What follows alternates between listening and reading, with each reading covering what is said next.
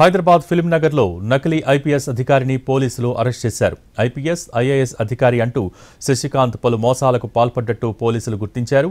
ఇద్దరు గన్మెన్లను పెట్టుకుని బిల్డర్లను బెదిరించారు. స్పెషల్ ఆఫీసర్ అంటూ డబ్బులు వసూళ్లు చేశాడు.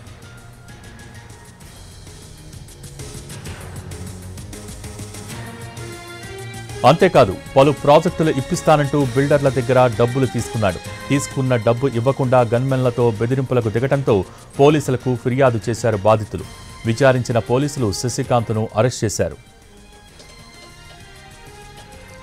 డిప్యూటీ డైరెక్టర్ మైన్స్ ఎంహెచ్ఏ అధికారినంటూ నమ్మించి మోసం చేశాడు శశికాంత్. గత 2 ఏళ్లుగా ఇలాంటి మోసాలకు పాల్పడుతున్నట్టు గుర్తించారు. బాధితులు ఎవరైనా ఉంటే పోలీసుల్ని ఆశ్రయించాలని అధికారులు సూచించారు.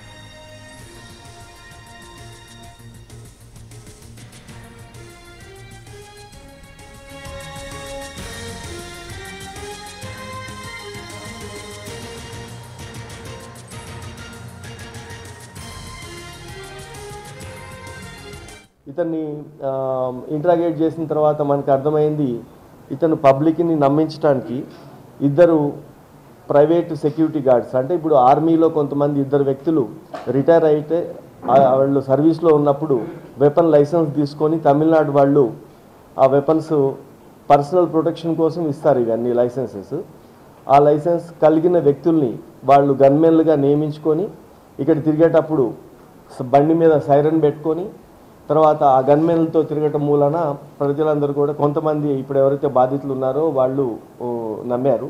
మన దగ్గరికి వచ్చినంత వరకు ఇప్పుడు గోల్డ్ జిమ్ వాళ్ళలో సంబంధించిన వాళ్ళు ఇద్దరు, తర్వాత ఎవరైతే ఇంటిలో ఎక్కడైతే అద్దెకి అతను ఉంటున్నాడో వాళ్ళ వరకు ఇప్పుడు వచ్చింది. బహుశా ఈ ఫోటో మీరు ఇచ్చిన మీడియా మిత్రుల ద్వారా బయటకు వెళ్ళిన తర్వాత ఆ ఫోటో చూసిన తర్వాత చాలా కంప్లైంట్స్ రావచ్చు. ఈ ఎవరైతే పర్సనల్ ప్రొటెక్షన్ కోసం గన్ లైసెన్స్ తీసుకొని వెపన్ కలిగి ఉన్నారో వాళ్ళందరూ కూడా కేవలం పర్సనల్ ప్రొటెక్షన్ కోసం మాత్రమే వాడాలి. వాళ్ళు ఎవరు జాబ్ పర్పస్లో అటువంటి లైసెన్సెస్ ఎప్పుడు అవి వాడకూడదు. వాడితే అది నేరం. ఆర్మ్స్ లైసెన్స్ యాక్ట్ ప్రకారం, ఆర్మ్స్ యాక్ట్ ప్రకారం